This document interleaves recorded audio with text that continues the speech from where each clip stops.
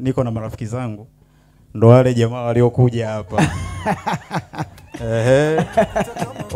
Wale vibaba wenye makoti makubwa wale.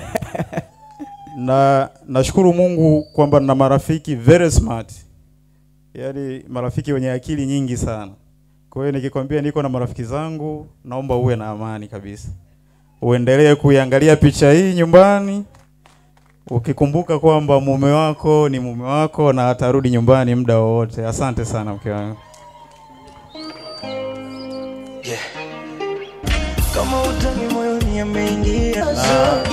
Naomba nitumie nafasi hii.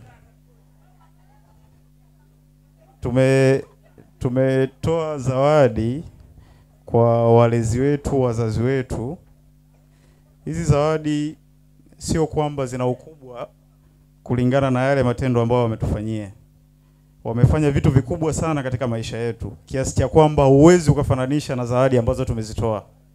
Kuna ndugu mbalimbali ambao wametoka mikoani, wamekuja kushiriki na sisi siku ya leo. Naomba nitumie nafasi hii kuwashukuru sana. Kitendo cha kusafiri kutoka huko walipo kuja hapa ni hali ya kuonyesha upendo zaidi. Na upendo huu ambao wametuonyesha hatuwezi tukaulipa tu kwa vitu vidogo vidogo. Tunaendelea kuwakabidhi kwa Mungu